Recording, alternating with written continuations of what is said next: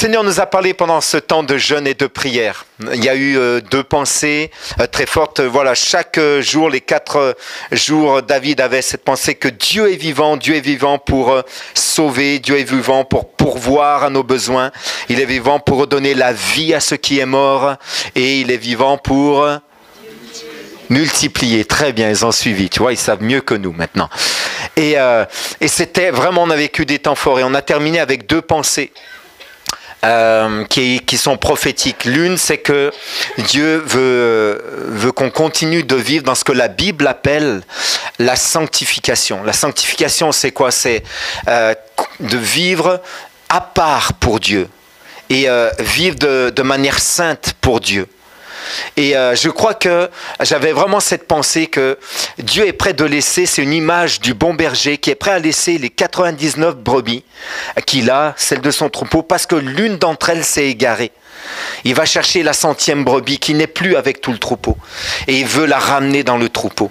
Et je crois que de se mettre à part pour Dieu, de vivre dans la sainteté pour Dieu, c'est ce que Jésus veut faire lorsqu'il vient nous chercher comme ça. Il veut rassembler tout son peuple, tout son troupeau, lui le bon berger.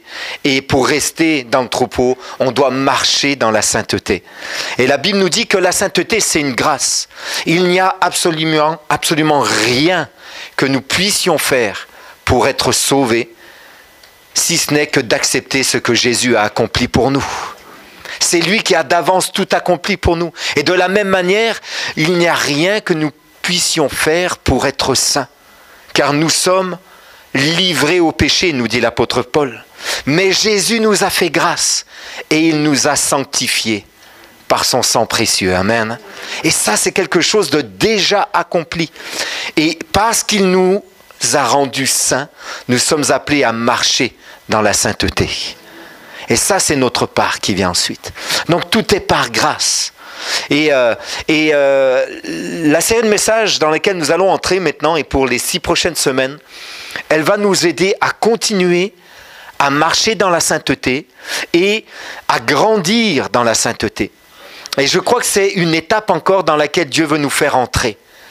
Il a un plan de bénédiction pour notre Église. Aujourd'hui, on voit encore, on rajoute des bancs au fond et je sais que Dieu a préparé quelque chose pour nous d'avance. Et ça va arriver. C'est sûr et certain, parce que Dieu est toujours à l'heure. Il n'est jamais en retard. Et je crois que pour ne pas passer à côté, ou pour ne pas s'égarer, et être la brebis perdue, je crois que Dieu veut vraiment nous faire entrer ensemble dans le projet. Et cette étude qu'on entame, elle est là avec cet objectif, nous faire entrer ensemble dans le plan que Dieu a pour nous.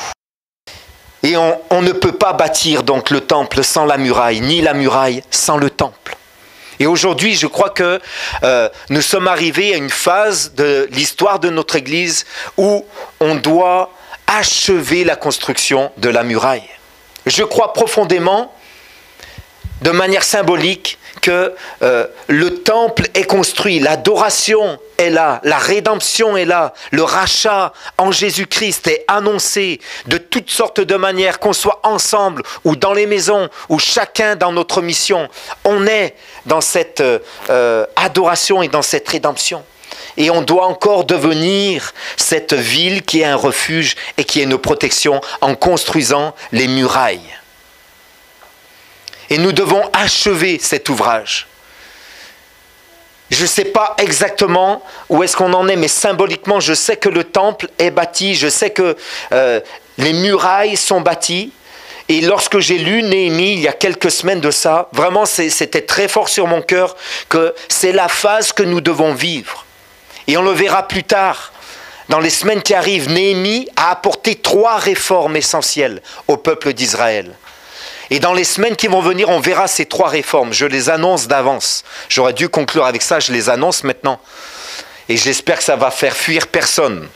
Mais j'ai la foi qu'au contraire, vous allez revenir encore plus nombreux.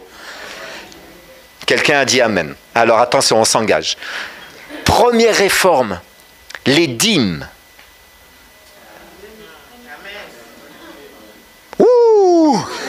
Super! Je crois que Dieu veut qu'on vive cette réforme, les amis.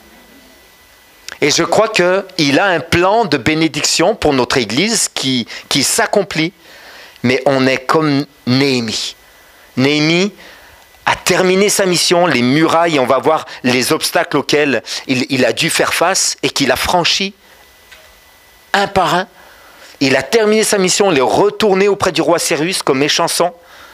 Et quelques temps plus tard, comme échanson, oui ça va?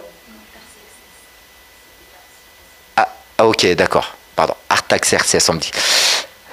Peu importe. Il est retourné auprès du roi, il est revenu à Jérusalem, il est revenu constater si le peuple était dans sa mission, aussi bien dans le temple que dans les murailles.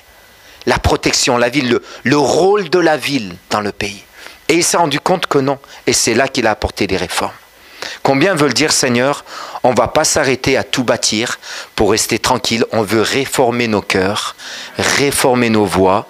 Et on veut que la mission de l'Église s'accomplisse ici, aujourd'hui, sur Amiens et sur le département. Est-ce qu'on est d'accord avec ça? Première réforme, les dîmes. Deuxième réforme, c'est... ça y est. Deuxième réforme, le sabbat. Qu'est-ce que le sabbat pour nous aujourd'hui? On verra ça dans les semaines à venir. Comment est-ce qu'on peut transposer dans la nouvelle alliance le sabbat, le repos qui était imposé à l'époque? Comment le vivre aujourd'hui? Et troisième réforme, c'est justement de marcher dans la sanctification. Il y avait du temps de Néhémie des alliances qui étaient condamnés par la loi de Moïse, des Juifs, des Israélites qui avaient pris pour épouses des femmes étrangères et ils ont dû répudier les femmes étrangères. Aujourd'hui, il n'est pas question de répudier qui que ce soit, hein, mais il est question de se séparer de tout ce que la Bible nous dit être mauvais pour nous. On ne doit pas faire d'alliance avec ce qui est contraire à ce qui honore Dieu. Amen. Et on va rentrer dans ces réformes. Amen. Aujourd'hui, rapidement, on va considérer les obstacles que Néhémie a rencontrés et comment il les a surmontés pour rebâtir les murailles. Premier obstacle, c'était des menaces qui venaient du dehors, des intimidations. Dans Néhémie au chapitre 4, on lit ensemble.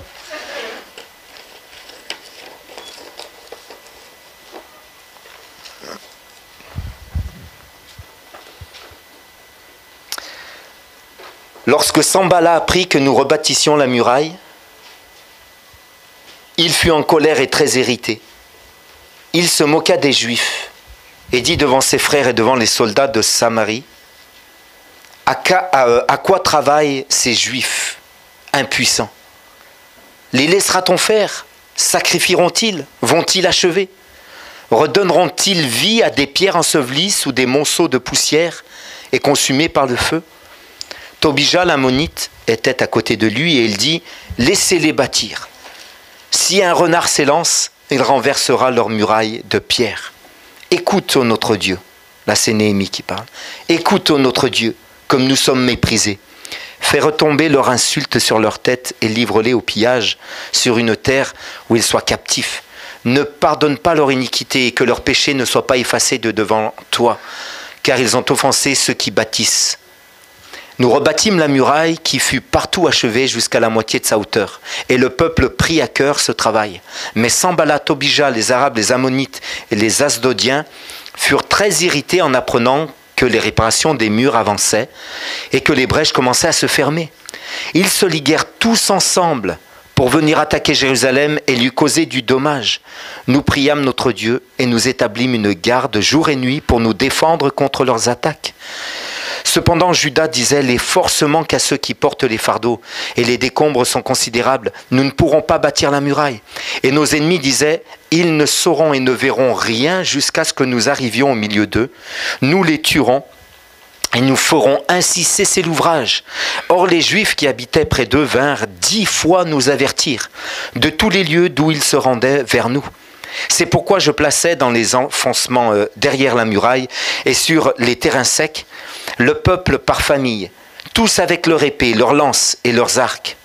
Je regardais, et m'étant levé, je dis aux grands, aux magistrats et au reste du peuple, ne les craignez pas, souvenez-vous du Seigneur, grand et redoutable, et combattez pour vos frères, vos fils et vos filles, pour vos femmes et pour vos maisons.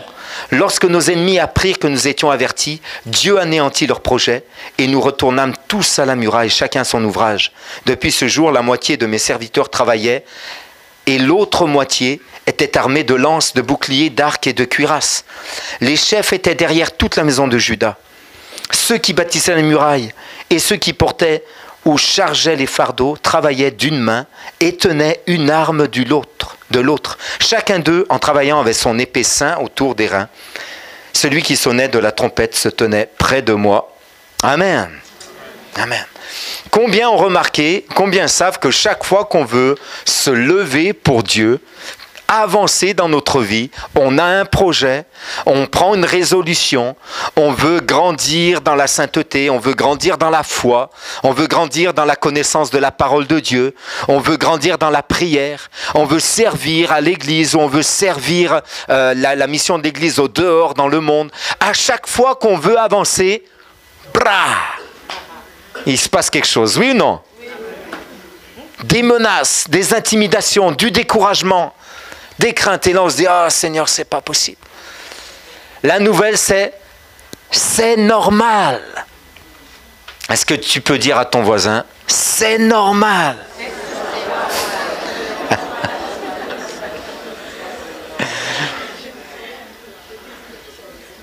C'est parce que tu es vivant.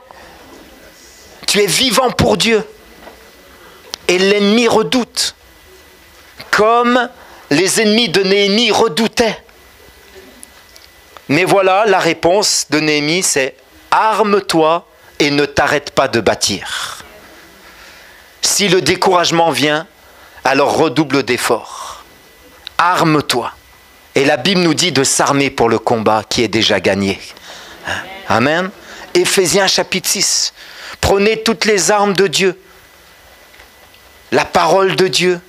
La foi, le zèle de l'évangile, la justice de Dieu, le salut que Dieu vous donne. Ce sont les armes du croyant. Et persévérer, garder, continuer la distance, garder le combat. Ne vous arrêtez pas, ne lâchez pas. Amen. C'est ça, c'est ça. Il ne faut surtout pas lâcher au moment où il y a des menaces. Ça veut dire que tu tiens le bon bout.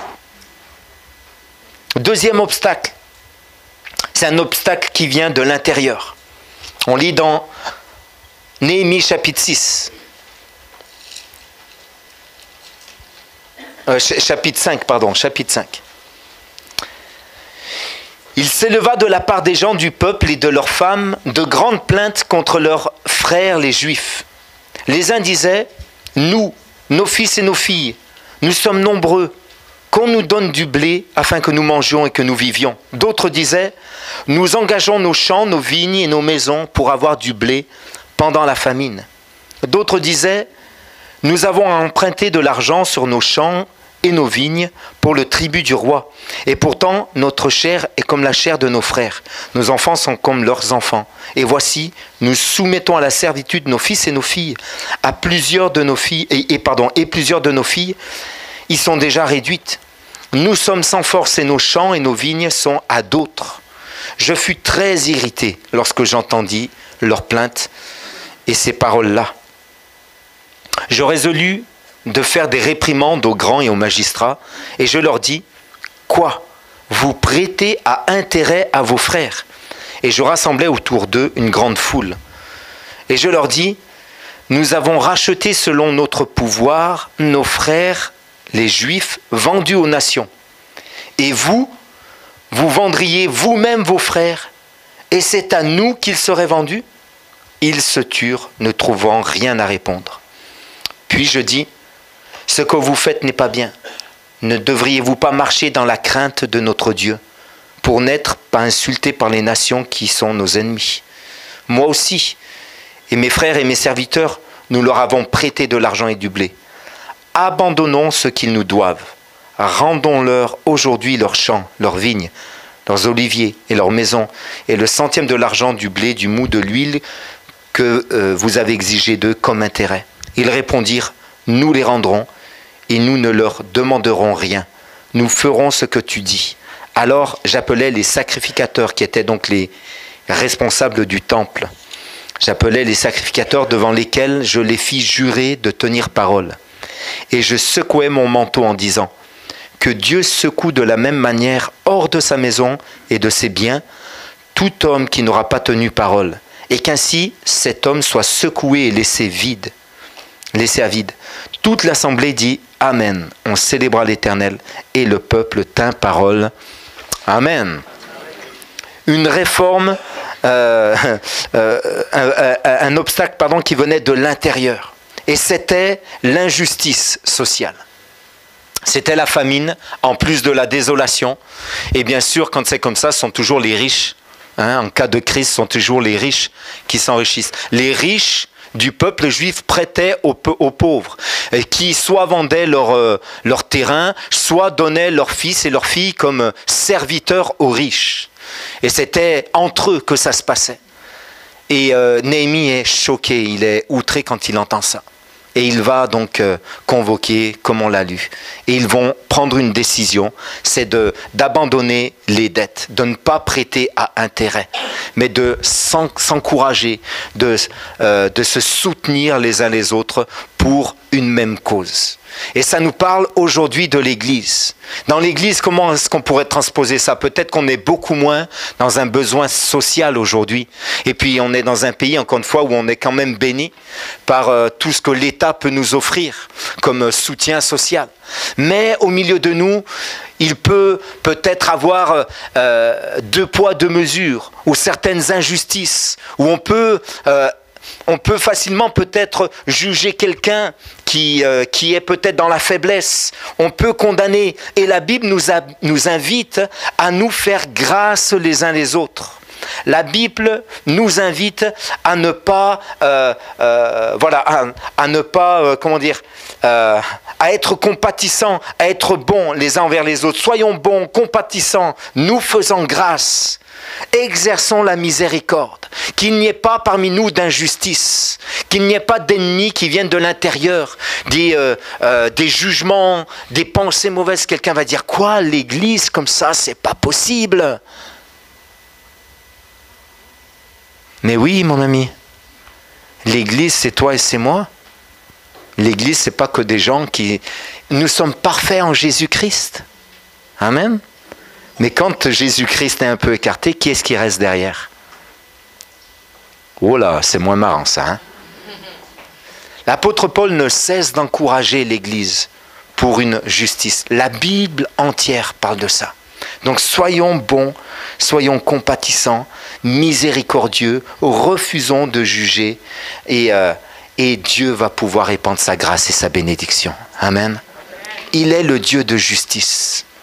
Chaque fois que le peuple d'Israël est revenu, chaque fois qu'il y avait une réforme, que ce soit dans l'ancienne alliance ou dans la nouvelle alliance en Jésus-Christ, dans le Nouveau Testament, on retrouve encore ce marqueur constant dans la Bible, de la Genèse à l'Apocalypse, que Dieu est le Dieu de la veuve et de l'orphelin. Amen. Il est leur défenseur. Il est le défenseur des pauvres et de ceux qui ont besoin de justice. Il est celui qui est leur garant. Et on doit trouver dans l'Église la justice, au moins dans le cœur, au moins dans l'état d'esprit. Quelqu'un devrait dire amen à ça. Je sais qu'on est bien avancé, je sais que l'Église d'Amiens est une Église qui accueille, qui ne juge pas, qui ne condamne pas, mais alors qu'on va rentrer encore dans une nouvelle dimension, on doit fortifier nos murailles sur la justice. Amen. Non seulement pour le bien qu'on fait en dehors dans la ville, mais pour l'amour que nous avons les uns envers les autres. Amen. Et la loi, là, tout ça, c'était imposé comme une loi avant. Mais aujourd'hui, en Jésus-Christ, la loi qui règne au sein de l'Église, c'est la loi de l'amour. Amen. L'amour, c'est le lien par excellence. C'est le lien, nous dit la Bible, de la perfection. Et ce lien-là, il se trouve au sein de l'Église. Le troisième obstacle, vous lirez Néhémie, chapitre 6, c'est celui de la peur. Il se résume au versets 11 à 13. Néhémie 6, 11 à 13. Je répondis, un homme comme moi prendre la fuite parce que les ennemis ont vu que les menaces n'ont pas fonctionné. Les menaces, les obstacles de l'intérieur ont été réglés. Et voilà que les ennemis reviennent et cette fois, ils intimident, ils attaquent personnellement Néhémie. Et Néhémie répond, un homme comme moi prendre la fuite. Et quel homme tel que moi pourrait entrer dans le temple et vivre? Je n'entrerai point. Je reconnus que ce n'était pas Dieu qui envoyait une prophétesse donc. Mais il prophétisa ainsi sur moi parce que Sanballat et Tobija, les ennemis, lui avaient donné de l'argent. Et en le gagnant ainsi, ils espéraient que j'aurais peur et que je suivrais ses avis et commettrais un péché. Et ils auraient profité de cette atteinte à ma réputation pour me couvrir d'opprobre. Souviens-toi, ô mon Dieu, de Tobija et de Sanballat et de leurs œuvres. Souviens-toi aussi de Noadia, la prophétesse, et des autres prophètes qui cherchaient à m'effrayer. Et ici, Néhémie résiste clairement à la peur. Il cherchait, il l'avait soudoyé, ils avaient soudoyé quelqu'un pour impressionner Néhémie, pour lui faire peur avec des fausses prophéties. Et combien de fois l'ennemi va utiliser cette arme terrible qui est encore courante, c'est la peur. La peur va paralyser ta vie et la peur va paralyser une église. Mais une église qui est libérée de la peur et qui a les regards fixés sur Jésus va nourrir son cœur de foi et non de peur. Amen. Et la foi va nous faire entrer dans les promesses de Dieu. La peur va nous arrêter, mais la foi va nous faire entrer dans les promesses de Dieu. Ne cédons pas à la peur, restons confiants dans le Seigneur. C'est sa parole et c'est sa présence, ce sont ses promesses qui vont fortifier nos cœurs. Chaque fois que la peur est là et que tu es confronté à la peur, souviens-toi des promesses que Dieu a pour toi. Souviens-toi des promesses que Dieu a pour toi. Appuie-toi sur la promesse de Dieu et tu vas pouvoir mettre la peur de côté. Tu vas pouvoir économiser du temps dans la prière. Tu vas pouvoir t'épargner beaucoup d'angoisse parce que tu vas t'appuyer non sur la peur qui te domine, mais tu vas t'appuyer sur le Seigneur et sur ses promesses. Amen. Restons confiants. Fortifions nos cœurs dans la présence et dans les promesses de Dieu. J'invite l'équipe à s'approcher, on va terminer. Je disais donc que lorsqu'on a surmonté ces obstacles, je crois qu'on va pouvoir affronter les réformes que Dieu veut pour notre Église. Et on va les vivre ensemble, les amis. On va vivre ces réformes et on va entrer ensemble dans le projet de Dieu pour notre Église. Êtes-vous d'accord avec ça? Je veux prendre une position ce matin et dire, Seigneur, je veux être de ceux qui vont s'armer et qui vont prendre l'outil pour travailler en même temps. Je veux être comme, j'aime tellement cette image, ils avaient leur épée ceint au rein. Au moindre besoin, ils pouvaient se défendre. Mais ils avaient également l'outil pour travailler. Est-ce qu'on peut se lever ensemble? Est-ce qu'on peut ce matin juste répondre au Seigneur? Alléluia. Seigneur, on tend nos mains vers toi. On tend nos cœurs vers toi. Seigneur, je veux poser les fondements, Seigneur, pour les semaines qui arrivent. Seigneur, d'une réforme, Seigneur, que tu veux pour nous en tant que peuple de Dieu. Seigneur, je veux proclamer un temps de grâce et de bénédiction sur l'Église. Seigneur, tu nous as parlé clairement pendant cette semaine de prière, que tu es le Dieu vainqueur, que tu es le Dieu puissant, que tu es le Dieu sauveur. Tu es celui qui pourvoit, tu es celui qui multiplie, tu es celui qui donne la vie. Et Seigneur, je veux comme toi, Seigneur, que aucun, Seigneur, ne soit en dehors. Et Seigneur, je prie pour que tu fasses de chacun d'entre nous des ouvriers dans cette moisson, Seigneur, dans cette maison que tu veux bâtir. Et que tu armes nos cœurs et nos bras, Seigneur. que tu nous équipes en cette matinée. Seigneur, que les menaces soient rejetées dans le nom de Jésus. Que l'injustice soit bannie dans le nom de Jésus. Seigneur, nous ne voulons pas juger qui que ce soit. Seigneur, nous voulons faire grâce afin qu'on nous fasse grâce aussi. Seigneur, nous ne voulons pas mesurer de manière sévère afin de ne pas être jugés de manière sévère. Seigneur, on veut faire grâce comme toi, tu nous as fait grâce en Jésus-Christ, Père. Et je veux, Seigneur, vraiment qu'on puisse entrer, Seigneur, dans ce temps de paix et de foi, Seigneur. Quels que soient les obstacles auxquels on a à faire face, Seigneur, je veux déclarer que tu es bien plus grand, Seigneur. Et de la même manière que tu as permis à Néhémie et à tout ce peuple d'achever la construction et d'aller jusqu'au bout, Seigneur, on veut te prier, on veut aller jusqu'au bout en ton nom. Je prie maintenant que ton règne vienne dans nos cœurs et dans nos vies. Que ton nom soit sanctifié au milieu de nous, Seigneur. Que ton nom soit honoré, Seigneur Jésus. Qu'on ne laisse pas de place à l'adversité, Seigneur, ou à l'accusation, ou à la moquerie, Seigneur. Mais qu'au contraire, nous aimant, nous supportant, nous encourageant les uns les autres, on puisse voir ton règne venir, Seigneur. Et ton règne se répandre encore dans cette ville. Seigneur, je veux proclamer que tu es le Dieu qui a préparé tout ça par avance pour nous. Et on veut te dire juste, nous voici, Seigneur. Prends nos vies, Seigneur, et fais ce que tu veux avec nous, Seigneur Jésus. Amen.